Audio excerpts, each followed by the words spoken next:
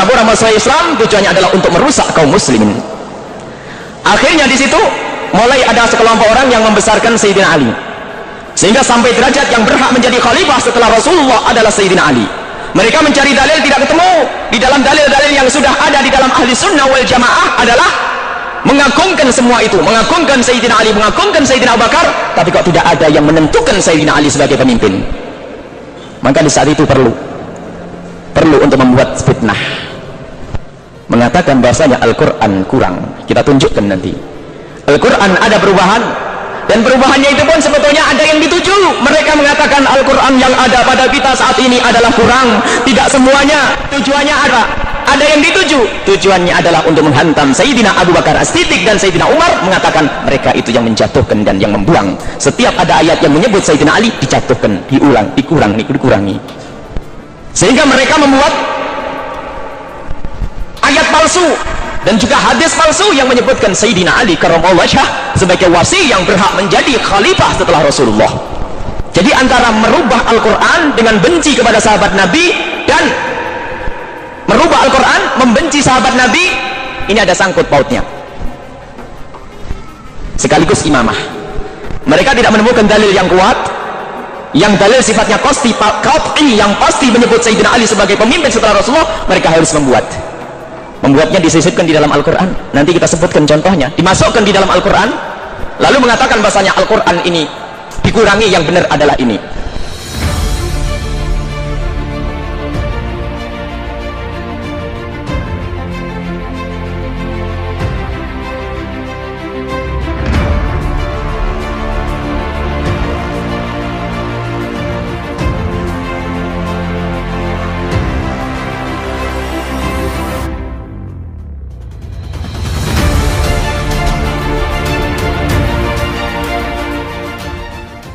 Pak, ini kalau saya baca di dalam surat At-Taubah, kalau tidak salah 110, yang mungkin bunyinya gini, was-sabiqunal awwalun minal muhajirin wal ansar walladzina tabauhum bisan radhiyallahu anhum wardu'an.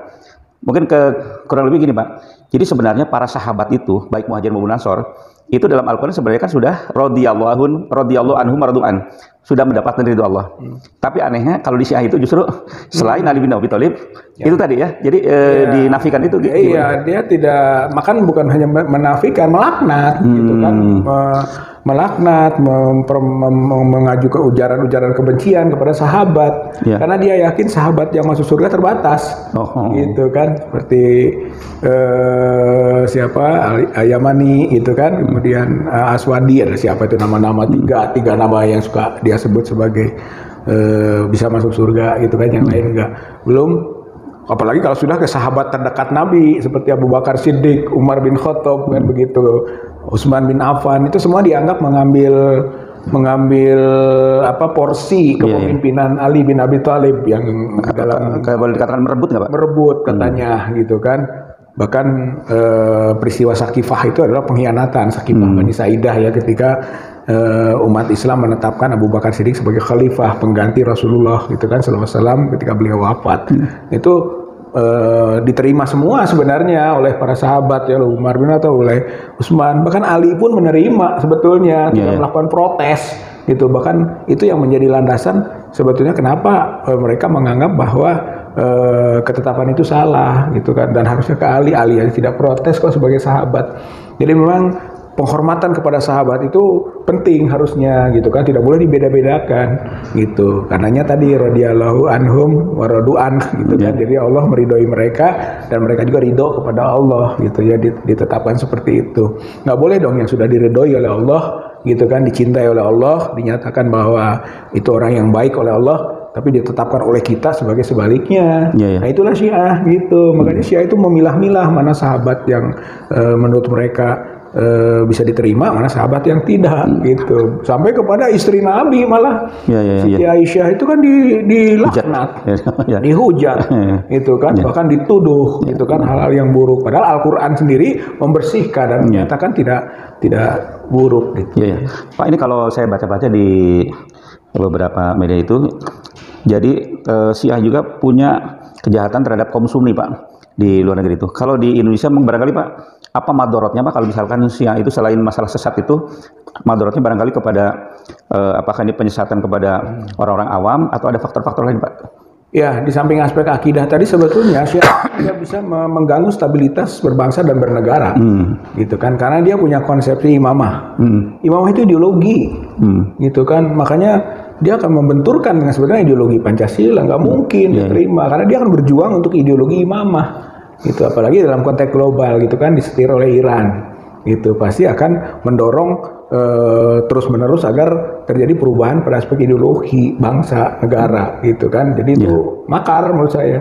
Konsep khilafah saja yang bukan ideologi, gitu kan, yang merupakan sistem atau mekanisme dalam berbangsa bernegara sudah dianggap mau melawan ideologi. Apalagi ini imamah, gitu, yang masuk dalam rukun iman dan rukun Islamnya, gitu kan, lebih berbahaya, gitu menurut saya. Jadi bukan hanya konteks aqaid, keimanan orang dalam bentuk penyesatan, tapi juga bagi stabilitas masyarakat berbangsa bernegara juga rawan, gitu kan. Apalagi kalau Syiah dikembangkan terus akan berbenturan kan, mungkin bisa menjadi kayak Suriah, gitu ya. Oleh karena itu nggak boleh dia diberi kesempatan berkembang, karena kalau begitu nanti berbenturan, negara ini akan kacau balau. Itu dari sisi kehidupan bermasyarakat, berbangsa dan bernegara, begitu Pak, konteksnya. Lalu juga, nah ini konteks sejarah nih, bahwa Syiah itu radikal, Syiah itu teroris. Itu kalau menurut saya di Indonesia nih, gitu kan. Kalau dalam ajaran sudah jelas radikal. Ada yang disebut dengan melukai diri sendiri, itu teror itu kan. Itu kan menumpahkan darah, itu ajaran radikal itu.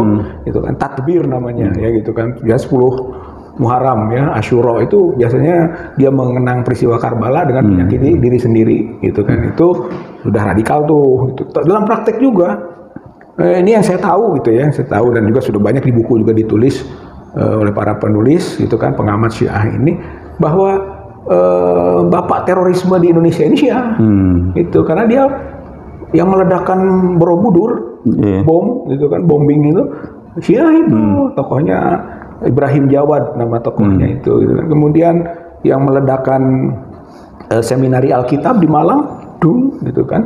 Kemudian juga yang meledakkan bus pemudi, gitu kan. Ini sebelum ada bom-boman kayak zaman sekarang. Itu dia duluan di tahun 80-an itu, gitu kan. Jadi Syiah ini yang pertama melakukan teror di negeri ini.